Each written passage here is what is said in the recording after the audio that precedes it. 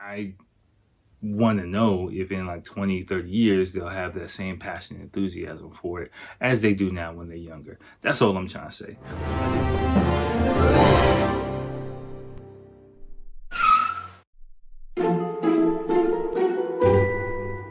Yo, everyone, what's going on? Welcome to episode 129. It's a longer one than I thought it was going to be. I tried to keep it condensed and I just ended up rambling all over the place.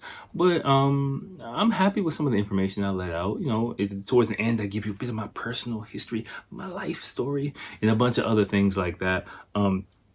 A few documentaries, hip hop related stuff, Japanese culture related stuff, a mix, the best of both worlds kind of thing. I think, whether you're into that type of music or not, I think you'll find there's going to be something in there that you might like. So, but before you do that, go ahead, hit the like button, hit the subscribe button, I guess, hit every button. Hit every positive button you can. Okay. Again, watch this on YouTube if you have the chance. Watch the whole thing. Our analytics are going up. I'm noticing it. I'm seeing it rise slowly. Thank you guys for your help. I really appreciate it. For your likes, your comments, your participation. It really does help. Remember, if you feed the algorithm will spit out other people who can watch and enjoy this podcast and grow, hopefully, a community or something, a couple of you people watching on the internet or listening on the internet. But again, that's kind of the goal. So just if you have the time, do that. Check out everything in the description. I think there's gonna be something interesting, whether you like it, whether you don't like it, whether it's your bag or not. I think it's interesting analysis in there somehow, something. So all right, y'all, enjoy. Yo, hey, what's going on, y'all? Welcome to episode 129 of the podcast. My bad for getting started a little bit late this evening. Well, tonight. It's kind of late at night, but just got caught up with a few things over the weekend. Life stuff. So I'm recording later than I normally. Later on, it's a new week, so a few days later than I normally do. So this is probably going to come out later on in the week. My apologies about that. I'm trying to keep a fairly regular schedule as much as possible. Let me take off my socks. But yeah, no, I got a great episode for you guys tonight. It's gonna be short but sweet. I have a few things I prepared. Get a pillow for my back. Yeah, actually, I was one thing that slowed me up was I was having a bit of my back was pretty sore again. Not from my son. This time it was from I got a new mattress. Like the cocoons, Costco, man, taking all my money. I went in there, bought some groceries. That came out with like a damn mattress in a box. I was like, oh shit, they got the mattress. So it was on sale. It was good. But just moving stuff around made my back a little bit sore. And then I had some other stuff, banking stuff as well, moving some stuff around. It was a simple issue I got to solve today, but it was kind of frustrating because if we had a 4-day holiday, like I talked about in the previous episode. We had a 4-day holiday here in Japan. So I was just wanted to move a little bit of money to a different account. And basically, because this financial institution that I had some money in, I wanted to transfer it. No, basically, long story short, I wanted to do something with some money, but I couldn't do it, so I wanted to take the money back out. But they said I could put it in, no problem. But taking it back out was a different story because the account that I was registered to take it out with had my name written a little bit differently. So because of that, they wouldn't let me do it. And we were on a 4-day holiday, and so my transaction got canceled and I had to wait 4 days, and I was kind of like a little bit not stressing about it but annoyed by it. So by the time, so today is Monday, and then I finally got called, and basically the person in charge, I just had to talk to the Tantosha in Japanese, of course. I just had to talk to the person in charge. Well, not the person in charge. I had to explain the situation, tell them what I wanted them to do, that this was my correct name, just fucking approve the shit. And then finally they were like, okay, we can approve it from tomorrow. So that's like one issue I have checked off my list, but I got a bunch of other shit I need to do, including this podcast. So yeah, I've just been, behind schedule, just trying to get caught up on everything. So I'm not behind the 8 ball, but just, it's kind of going to be go time for me this month. I got just some administrative stuff with my company to do and a bunch of other stuff. So, and family, and, of course, family stuff and everyday life and work on top of that. But, that's what being an adult is all about. So no complaints by me at all, but just getting some time to record got put off for a couple of days. So my bad about that. All right, let's just get into it. I got some interesting stuff for you guys. Which one am I going to start with first? No alcohol for me tonight. When I went to Costco, I was like, I'm not going to buy any alcohol, which means I'm not going to ramble that much on this episode. The last episode, I was listening to it. Me and Rod went back and forth about it. I thought it was a good episode. Dropped some shit. But this time, no alcohol. I got Kirkland Italian spring water.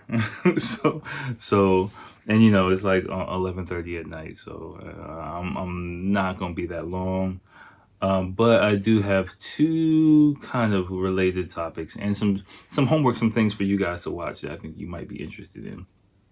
Okay, I'll save the second one for last. I'll save the second one for last. I'll save the main one for last. Based another list about Japanese culture, sent in by Rod. But just browsing through everyday articles and things like that, I found this article on the Japan Times from a few days ago called "JP the Wavy: The Culture of Hip Hop Unites Us." I honestly didn't read the article, but it's kind of about the hip hop scene here in Tokyo, the underground hip hop scene and things like that. They highlighted a few articles, I guess, new school artists that have been making some waves, if you will. And I just watched the videos and, excuse me, I'm sorry. Again, there are two articles. There are two, links to YouTube videos in this article. And I just watched the videos. The first one is just some dudes dancing on the street. Some young dudes dance on the street. The second one is filmed in Shibuya. It's clearly in Shibuya. Clearly near areas I used to hang out in my 20s. It's kind of funny to me watching it, though. I'm not going to lie, because if you're not really... I can imagine, like, if you've never been to Tokyo, if you watch these type of videos, aesthetically it looks very different than you might see in the West. It's just the surroundings where these people are. But you might think like, oh shit, they getting busy in Tokyo, like it's going down. They got the same, but for me watching this, like I can see like the nuances of the video, the videos and like what's going on in the background. And so I just know, like, especially the second one, I'm not knocking these people at all. Like I'll explain in a minute why. But it's just kind of funny for me. It's kind of weird for me watching it. Like the Wavy de Gomenne remix. Wavy de Gomenne remix. Okay. Dudes maybe in their 20s, late teens, dancing around Shibuya Station, like, inside Shibuya Station.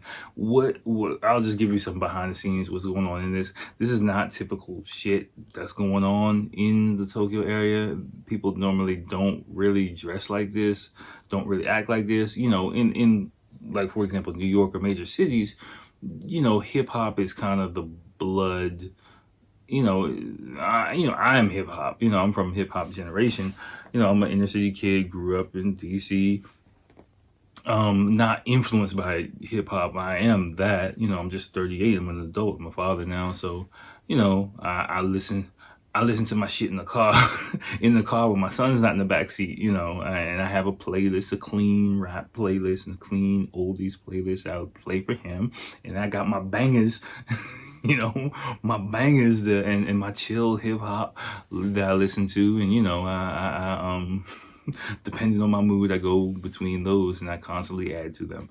But here, in the Tokyo underground, I'm not trying to sound condescending at all, because I'm not trying to be condescending. I'm just trying to add some perspective to it. You know what I'm saying? Because because like, for example, the Cho Wavy de go Menasai, whatever the fuck this shit is.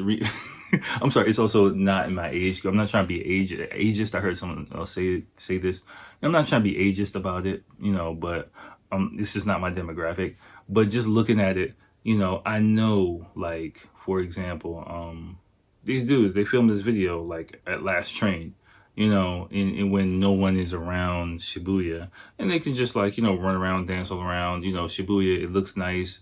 It's neon lights, probably before they went to a nightclub or something like that, a hip hop nightclub. Like, there's a few hip hop nightclubs in Shibuya, like more underground ones for Japanese people. I would say there's one or two mainstream ones. Well, now Corona, I don't know what it is, but in my experience, there's like a big difference between, I'd say, the underground quote unquote hip hop clubs, and more like clubs that play hip hop. I'll differentiate between those two. Yeah, I've had a great time in clubs that play hip hop. The underground hip hop clubs in Tokyo, I think only a couple of times I've actually had a good time. Other than that, even though, like, I'm I'm it, I mean, I'm not like, I'm the embodiment of hip hop, if it, for lack of a better word. But in my 20s or whatever, walking into those places, I might have talked about it before here. I felt like an outsider. I felt people be like, not like, oh shit, he's cool, like, whoa, what are you doing here, kind of thing. And I've talked with other black people about it, that this is just my experience and what other people have told me, that in the underground hip hop scene here is kind of very much a Japanese kind of thing. It's it's not like a hip hop thing. It's more of a Japanese thing, and the hip hop is kind of secondary to it. So even the first video, for me watching it, like, I don't know who this dude is. Like, I'm not like knocking him. I mean, he might be really cool with the people in the video, but like the JP, the Wavy, for me, it just looked like there's a black dude with the crew, and yeah, it's just, I'm watching the video now. It's just like, he's kind of in there. He's got a few seconds to be in there. He's doing this thing, but like, it feels like, yeah, all right, get out of here, kind of thing, and I've kind of heard these type of anecdotes that, even like, if you're like a full representative of hip hop culture, like, for me, I separate those kind of underground young Japanese hip hoppers into a separate category as I do like people who just love hip hop, love urban culture. You know what I'm saying? Like, I can't really, I'm not gonna pigeonhole everyone. I'm not gonna say like, oh, all y'all motherfuckers is on some bullshit, and y'all motherfuckers don't keep it real, and y'all don't really know. I'm not gonna say that. Like, I do take it on an individual basis, to how I meet the person, how they carry themselves, how they approach me. You've heard me talk about it. Like, if someone really like comes at me like, yo man, what's up man, yo, chill, like, automatically for me, that's a red flag that they don't really have a more of a deep understanding and a respect for, my culture and my music. I'm gonna call it my music because it is my music. And those kind of people I kind of shy away from, and like, I don't know so much the first video, it's just them dancing on the street. But the second video, I kind of, I get a whiff of that type of shit, that like, if I was younger and in a club and see these people, either they'd look at me like I'm an alien, or like, they would just say some shit that make me be like, yo, what the fuck? Okay, sorry, turned it on by accident. Or, make me be like, the fuck are you talking about? Like, of course, it's understandable that, you are influenced by what you see, what you hear. But it is kind of like a superficial kind of thing to me, and those kind of things make me cringe a little bit. Just who I am. I'm sorry, I might be wrong, I might rub you the wrong way, you might think about it, but that's just how I feel, and I'm not generalizing everyone who likes hip hop, everyone who dresses that way, because I've met a ton of people who are completely cool. And like I said, the people who are completely cool, the coolest people that I've met, don't really see me. I can look at their eyes and tell how they look at me, and they don't see me as like, you represent the stuff that I like, like the Japanophile peoples who see a Japanese person and it's like, wow, you must like ramen and you like Harajuku, right? That kind of like a little bit manic energy, like people are just like, oh, hey, what's up? Nice to meet you, man. Those are the coolest people, and those are the people who get it the most. And we can just sit there and have a conversation about music, about fashion, about sneakers, about whatever. We have a great conversation that just happens to be about hip hop culture related shit. Not like someone who just like centers their whole shit around that. And, it's just like, a kid in the candy store running around all over the place. Like, and that's the shit that I don't like personally, and I don't know if it's age, I don't know if it's the internet, I don't know if it's just Japanese people, because what I say is like, Japanese people are kind of obsessive compulsive, mildly obsessive compulsive about stuff. I've seen people kind of latch on to so many different things, like random shit, like belly dancing, and of course not condescending about these things, just using as examples. Like, people be completely deep into belly dancing, people be completely into like playing the fucking saxophone, or completely hardcore fucking, I don't know, bagpipe players or whatever, or fucking lute play or whatever the fuck. Like, they just see it, they're like, this is awesome, I'm just gonna be completely all about this shit. And to a certain extent, like some people like that, that's how I see them viewing these type of, especially the second video, I see them kind of like that. It's just, hip hop culture is more something to latch onto, and I want to know if in like 20, 30 years they'll have that same passion and enthusiasm for it as they do now when they're younger. That's all I'm trying to say. Again, not knocking them, it's just my impression, my opinion, from my experience here. And I definitely don't paint all hip hoppers with that type of broad strokes, but I do have walked into a room, because I'll tell you, like, for me, like, especially in Japan, I don't give a fuck what if I'm in my work clothes, if I'm in like fucking Marvel t-shirt, if I'm dressed down what quote unquote looks like a hip hopper, it doesn't matter, like, cause I'm just gonna be me, so I don't have to posture to anybody, because especially living in Japan, because I don't have to have my radar up, I don't have to hold back, what I'm saying, like be on guard about shit, really. So I can just chill and do me, and regardless of whatever I'm wearing, like I've rocked up into clubs like coming straight from work, and I'm in like a fucking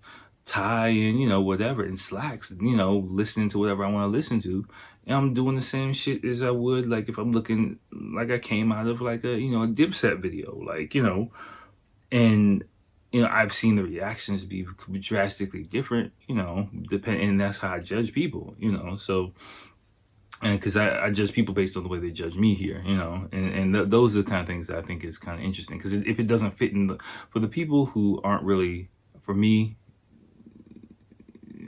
really about something here, if you don't fit their box into what they're trying to be, what they think something is about, they kind of get thrown off quite, but the people who are just like, oh, hey, what's up? Okay, you just came from work or something? Oh, okay, cool. And then you can just vibe out, they're cool. So I didn't mean to go off on a rant, and hopefully I didn't sound condescending about that, but definitely check out that first article.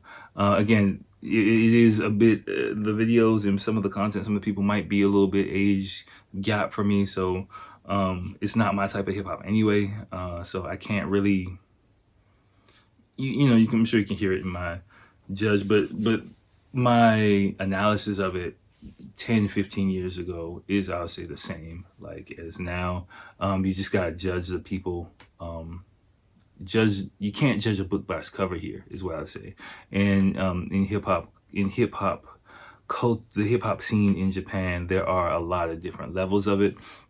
I want to go into another level, which is interesting, supplementary to that, which are two documentaries. You'll see them in the description wherever you're watching this.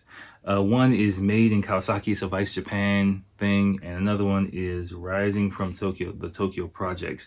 I've seen both of these like years ago. I just reading this article made me remember these, and so I just threw them in there.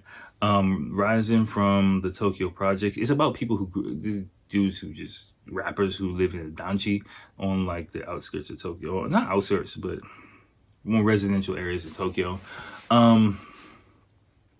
Me personally, if I had to choose between these articles, the Made in Kawasaki one, it's not really my flavor, you know.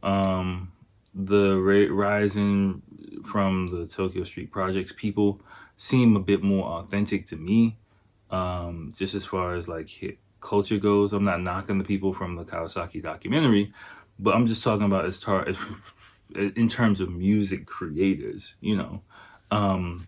I wouldn't come to Japan expecting to meet people like this at all. This is a very, very small niche subculture here in Japan, and people just don't really walk around like this. And you won't, you know, if you see people, like if I see people like that, they are actually probably the friendliest people in the world. Like I was just watching the Resin from the Tokyo Project one again. I was like, these motherfuckers are probably in jail right now because they got, I mean, I ain't gonna be, well, fuck it, whatever. I'll say they got weed. They flashing weed in the video. They taking drugs and shit. Like that shit doesn't fly in Japan at all. I must have missed it the first time I was watching this like years ago, but it's just clear they just rolling blunts and got bags of weed and they just like popping pills and shit. I'm just like, y'all putting this shit on camera in Japan? They must be locked up, like locked way the fuck up.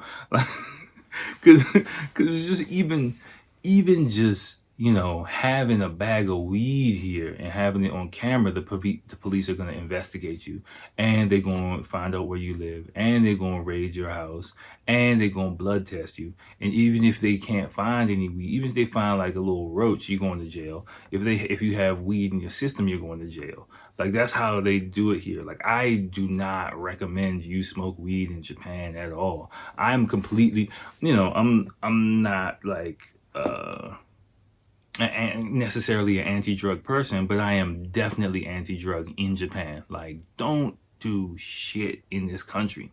Like, you know, I'm just warning you, if you come to Japan in the future, don't buy any fucking drugs, don't smoke any fucking shit. Don't do it. It's just not worth it. It's just not. Like, if you heard me talk about it before on the podcast, it's just not. Like, please don't be a fucking idiot. And because I don't want to get stupid ass emails from you talking about how you got arrested on some dumb shit in this country. Because I'll just be like, I told your dumb ass, get the fuck out of here. Okay. Okay, but definitely check out those two documentaries. They're both kind of interesting. I think they give give a side of the grittier side of life in Japan, and this is how I think those people expressed it through hip hop. Like I said, if I had to choose a group of people to actually hang out with, I would probably choose the people from the Rising, from the Tokyo Projects people. They just seem a little bit more like, I don't know. They just seem a little bit more like, I don't know, crazier maybe. I don't know. Like the first one, they don't really seem like so much, you know. I don't know. I can't really put my finger on it, but Kawasaki is a lot closer to where I live in. They must be in a different area of Kawasaki. Kawasaki is being quite gentrified. I think I talked about it on an article a while back. It did have a bad reputation. I have noticed that the area is being quite gentrified now, so I'm guessing those factories are going to be pushed deeper into areas of Kawasaki that I just don't really go to. So I can't really speak on it, but yeah, it is kind of an interesting, you know, thing to see, to notice, and just to be aware of. Not, again, like, if you see people like this and you hear some of the stories in here, you'll be like, damn, it's real in Japan. Yeah, there are maybe those areas, but then again, remember, I've never felt in danger in Japan in my 16 years here. Never, not this day. Like, I've been in areas where I say were shady, where I'm like looking at everybody around there, like, even when, like, okay, I gotta watch this motherfucker, but, and, I've been drunk off my ass, like, it's kind of embarrassing to say, but, like, blackout drunk, on my way home, trying to hop in the fucking taxi, and nothing has happened to me. I had my wallet, I had my cell phone, like, nobody's fucking going jumping on me. For me, that's the definition of a dangerous area. If, like, whether you're drunk or sober or not, somebody gonna bop you over the head and take your shit, that's danger. But just people who just in the corner, like, looking looking around, like, yeah, all right, whatever. I'm not gonna do anything, out of pocket, so they have no reason to fuck with me. Like, I ain't fucking with you, you ain't fucking with me. Hey, all right, I know you might be a person that might be an issue if I did fuck around and do some dumb shit, but I'm not going to do no dumb shit, so we cool. Kind of like that, and so that's why I've never felt any type of way about any type of shit here.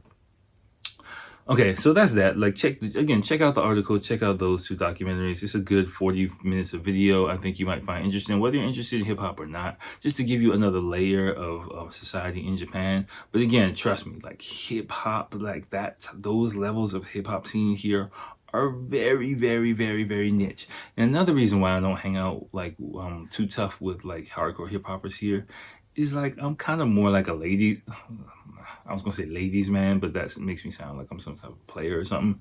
I'm fucking married, But what I mean, like, I prefer to hang out with a group of women than hang out with a group of dudes. Put it like that. Like, I'm much more like hanging out with women, and especially when I'm single and clubbing, I prefer to be in a club with a bunch of women around than like hanging out with a bunch of fucking dudes the whole time.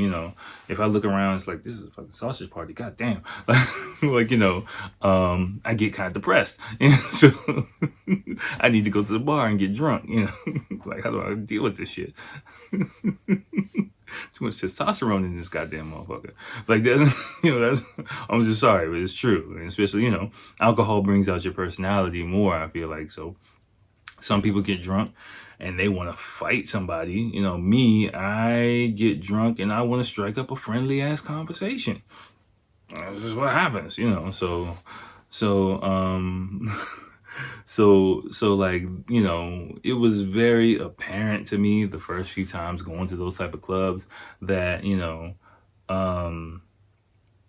there were a strikingly small amount of women there, and, it was a high hurdle for me to, like, breach the boundary to go over, because, like, people were just like pulling the women away from me as I walk. I remember one club I went to, I forgot, it was in Shibuya.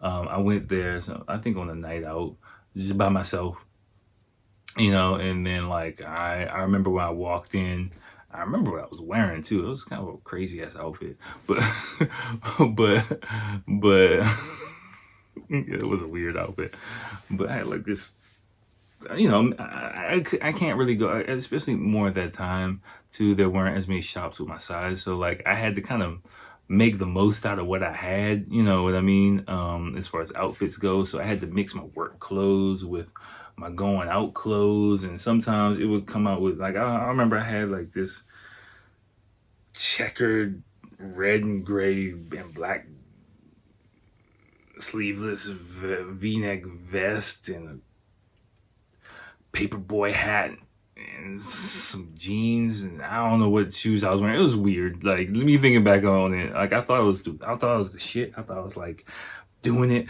but I was like, what the fuck was I wearing? Glad there are no pictures from that one. But yeah, so especially like in the 2000s, before, a lot of Uniqlo started having larger sizes. Zara was pretty much the only thing I had, and that was overpriced and maybe too small. And so, like, I would just basically have to buy clothes when I went to America, pray that they lasted, and try and piece some shit together, pretty much, especially if you're going, if it was like a work night when I was going out after work, for example, like, staying out all night after work, finish work at like 10 o'clock. If I lived like so far away, I did not have time to go home, change, and then go back out and stay out all night. Like, it just wouldn't work. So, if you might have to bring a backpack, bring a change of clothes to your work, swap out whatever you can swap out, some jeans for your work slacks or whatever, maybe bring your work shoes out and then just say, fuck it, and try and make a decent outfit out of what you had, so, that was one of those nights. And I just remember walking to the bar, walking in, and then like dudes were just like grabbing the girls, taking them away from me. It was like, we know what you're here for. It was kind of clear. It was, I got to the bar and I was just like looking around, like, oh shit, there's like a force field around me. I'm in a bubble. I'm in the bubble boy. I remember the music was pretty good at the time, but I definitely remember being isolated. And I remember like some dudes by the bar.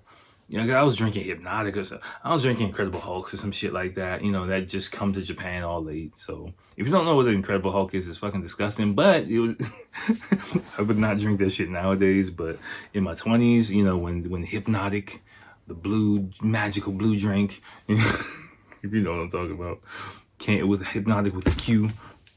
If you gotta Google it, came. Basically, if you watch the first, I'll give you a little Marvel Easter egg. If you watch the first Marvel Universe movie, which is not Iron Man, it's actually Incredible Hulk, right? It's the Incredible Hulk. And where they tried to start bringing it together. In the Easter egg for that, you can probably YouTube it. And that's the first time where Robert Downey Jr. appears as Tony Stark, right? And the guy, I forgot what guy, some guy, it was either Robert Downey Jr. was drinking or some other military dude was drinking. At the bar, he was drinking something green. He was drinking a green drink. He was drinking an Incredible Hulk, the movie Incredible Hulk, which I thought was quite funny, which is basically Hypnotic, which is blue cognac fruit drink, disgusting kind of thing, and Hennessy mixed together. And when you mix the blue of that with the green of fucking, you mix the blue of Hypnotic with the brown of Hennessy, it turns it green, right? It's really, really strong because it's basically, Hypnotic is just fruit juice and fucking cognac, and then you mixing that with more cognac. Some Wild Nights, that was like a popular drink, I think, in the mid 2000s, I want to say. But I missed that wave again, hip hop club culture, urban club culture. I missed that wave in America. And so it took several years for Hypnotic to come to Japan. So when Hypnotic came to Japan, it was like, oh shit, they got Hypnotic, and me and my friends just went through like a Hypnotic, or not even Hypnotic. We went through like an Incredible Hulk phase for like a couple of years. It was pretty fucked up. Like I remember, like I used to have to teach bartenders how to make it. I was like, okay, just take the blue one, get that one over there, get the blue one over there, get that one. Okay, you got any cognac? Nah, oh fuck, all right. You got brandy? All right, okay, fuck, just mix that shit in. Don't worry, I'll pay double for it. And just and then eventually they started serving it, and I just get all fucked up. But anyway, so I was drinking that shit by the bar, and then some Japanese dudes, I've probably told this story before, kind of creeped over to me and was like, hey, what's up, man? So why are you here? Basically, they were just like, what are you doing here? And I was just, not like we gonna beat you up or anything, but they were just like confused, And that's when I realized, like, oh, the underground hip hop scene here is quite different than I imagined. All right, fuck. Okay. All right. Let me stop reminiscing and get to, because I'm going longer than I thought I would go. Actually, I wanted to finish up at 30 minutes, but me rambling and repeating stories you probably heard before. All right. But anyway, check out that shit and let's go into what are some misconceptions about Japan and Japanese culture, right? And once again, let me check, make sure I'm still recording. Which I am. Great. All right, I'm not, I mean, these are 8 of these. I want to. Some of these I was reading through them before. Some of these are really good, so I want to take my time. Okay, but the first one, I'm not gonna read the article itself. I'm just gonna read the topic, the table of contents only, because and if you want a different perspective, I encourage you to read through the whole thing. Again, it's from Quora. I think I got it. Quora.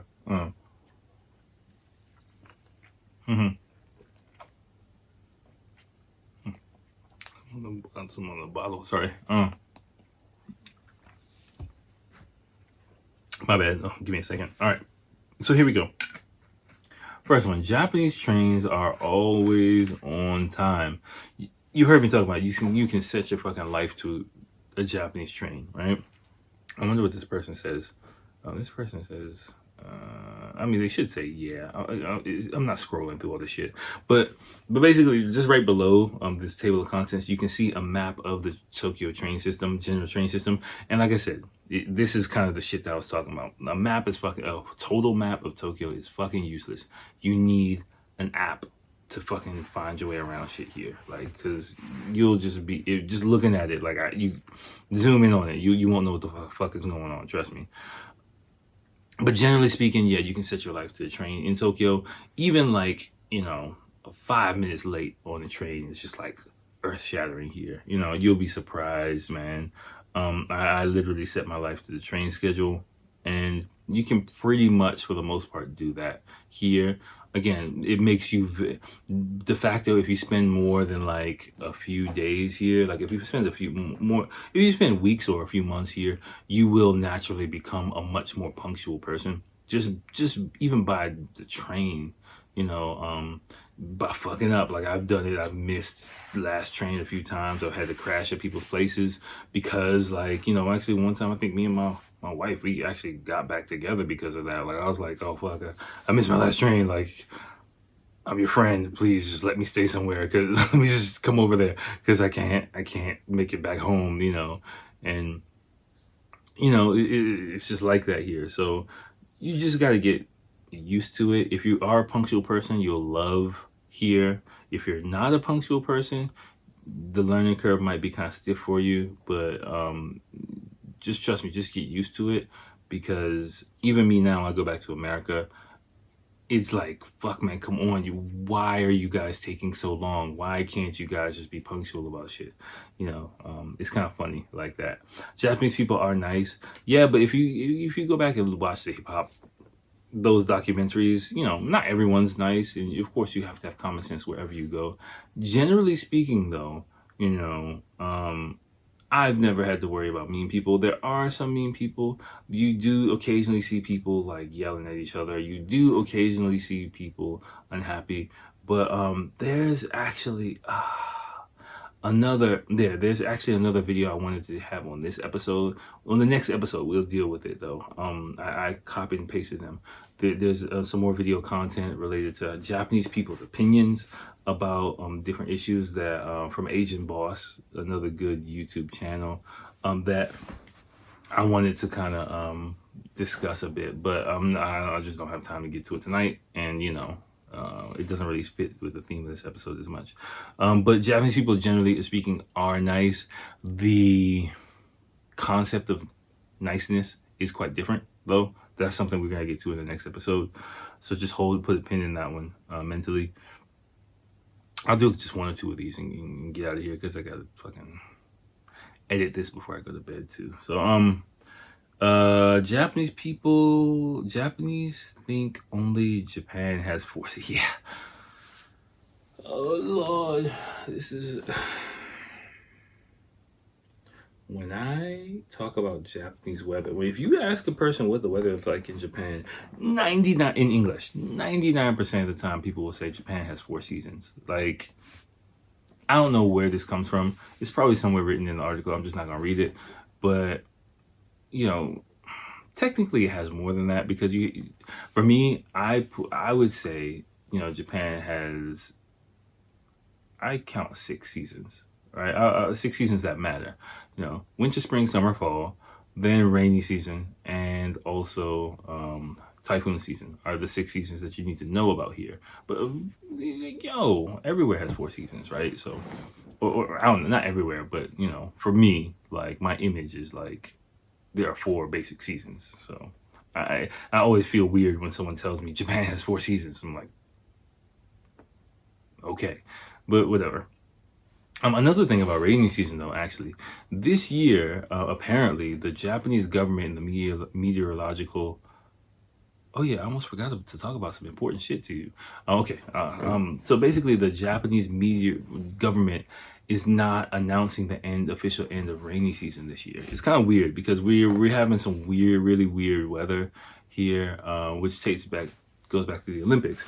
If the Olympics were held, you know the Olympics must be cursed or something, because if the Olympics would have been held this year, this is actually probably ideal weather for the Olympics. It would have been ideal weather. Like, everyone's kind of like shocked actually that rainy season has continued this long. Now, there has been a lot of instability in the weather, like heavy torrential downpours, thunderstorms the past few days, shit like that, which I think signals, the fronts are changing. But generally speaking, like by this time, rainy season has officially ended and we're into summer.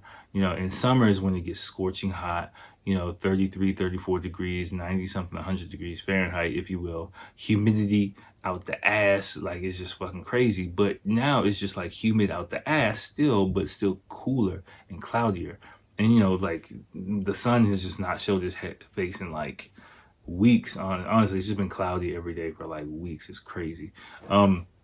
But if the Olympics would have been held, it would have been acceptable weather for people coming into Japan. Like, they would have been able to deal with it. The deaths I was talking about probably would not have happened if things would have gone, if it weren't for COVID-19. So they missed it. Like, they had the window. Like, I think I said it before when I was talking about that. Unless they lucked out and the weather conditions were really nice, and that's what happens.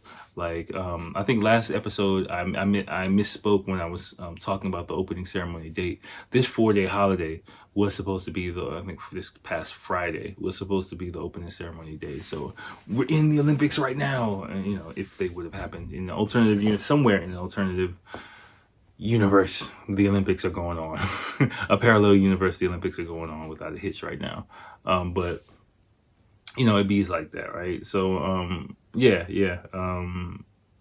fucking weather, man, here. Like, typhoon season and rainy season are definitely things not to be fucked with, or definitely need to be considered when you're thinking about life in Japan. All right, I'm going to last one. Number 4. Japanese people think they are not Asians. Yeah. I think the Japanese people put themselves in a different category than other Asians. Like, when I talk to my students about Asia and I tell them, yeah, you're Asian, they kind of look at me like, what are you talking about? Like, I'm Japanese. I think I haven't directly asked a person just because of the nature of this question. And I'm sorry, if you are Asian, or if you're, since I'm gonna use a little bit of stronger language here, but I've heard some students tell me that the word Asian makes them think of the derogatory term. I'm sorry. I feel so bad for saying this. Asian monkey. Like, I've heard students tell me that's what they think of when they hear that word. So I'm wondering if they associate someone saying you're Asian, I'm not going to repeat the word, but with that word, or that derogatory term, I'm not sure. And I kind of, I'm not willing to probe, for obvious reasons. Like, I'm not trying to probe deeper into that, but that could be the reason they don't consider themselves Asian, or that could be the reason why they don't associate themselves with that word. I'm not sure. If you have Japanese friends, people who are native Japanese, definitely ask them. I'd never heard that derogatory term before. I think like about a year ago, when actually I did. And I was like, really? Who says that? Like, I don't. But again, like, I don't really. just a little background on me. I didn't grow up in a diverse area. I grew up in an all black area. Chocolate City, baby. Like, Washington D.C. was like Chocolate City. That's the name of Washington D.C. So I mean, literally, my elementary school was all black. My junior high school was probably like 95% black. My high school was 95+% black. Then I went to a university which was 6% black, and I had no idea. This is a long story, but basically I had no idea my university was only like 6-7% black until my first day on campus. And that was a surprising day. If you can imagine my face, I was like, hold on. This was not in the brochure. No, like I actually visited the campus before, but I went on a minority introduction kind of visit, and I had a great time. Like they showed me a great time. I went to a party, had some fun. Anyway, they were like, it's Friday night. We're doing an overnight. Do you want to stay here, or do y'all want to go to a party? I was like, yo, I'm trying to go to a party.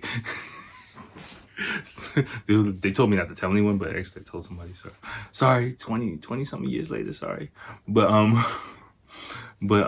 yeah, I had a great time there. But they told me like, yeah, it's not as many black people not nearly as many black people as you're gonna be around right now, because it was during the winter break, and I was around like all black people. So and they were in sororities, so I was just like, yo, this is dope. And so this is before this is like 1999. So before, I didn't have a computer in my house. So this is before the internet. I couldn't Google anything.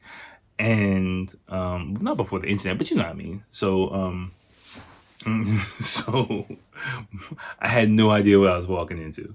But that helped me prepare for my life in Japan, because I could get over the culture shock that I experienced in university. By the time I got to Japan, I was completely prepared for it, I adjusted to it a lot easier than I did my first couple of my college life. I mean, it was a growing experience, growing pains, of course, and I think back on my time in college quite fondly now. I was reminiscing on some shit like yesterday, my experiences, ups and downs, whatever, and I'm happy I went through them, because that. What I was just thinking was like, I was just fucking wow. I was wow. You can probably imagine I was fucking crazy in my teens and 20s. It's just fucking crazy. Like, I wasn't like, I wasn't like I said, I'm not like a angry, violent person, but I was just fucking wild. And so I was also going through culture shock at that time too. So which I didn't realize until hindsight. So I was just like acting out and doing a lot of different things. But I'm also a very sociable person. So that combination was kind of led for some interesting time to my college life. But it led to some growing pains. But I remember what I was thinking about today was I'm happy that I've never been kind of 100. I can say now in my life, I've never been 100% settled. I've never been 100% comfortable, where it's just like, okay, I belong here. I've never really felt like that. And I've heard someone, I think it was Will Smith or someone like that, talking about it, like people who kind of go do things. I'm not saying I'm great. I'm not saying I've done things yet, but people who do things, somewhere have that in their mind that they're not, they're searching for something, and they don't know. And I've thinking about that, like I've always felt like I've been searching for something, even as a kid, even in like elementary school. Like I didn't know what I was searching for, but I was searching for something, and life kind of like, kicked me down the road a little bit and kicked me halfway across the world, and it's still kicking me, like. Fucking hell, kicking my ass, but it's kicking me somewhere. And now I'm old enough to really understand that process and appreciate that process and go with the flow, But yeah, like, so why was I talking about this? Oh yeah. So because, let me just bring it back and wrap everything up. So because I never really grew up around, I never really, besides, people who own, shops and things like that in my neighborhood, convenience stores or carry-out places in my neighborhood, I never interacted with Asian people at all. Until like, I was friends with like a half Asian girl, from a half Jewish, half Asian girl. Really, really good friends with her my first few years of college.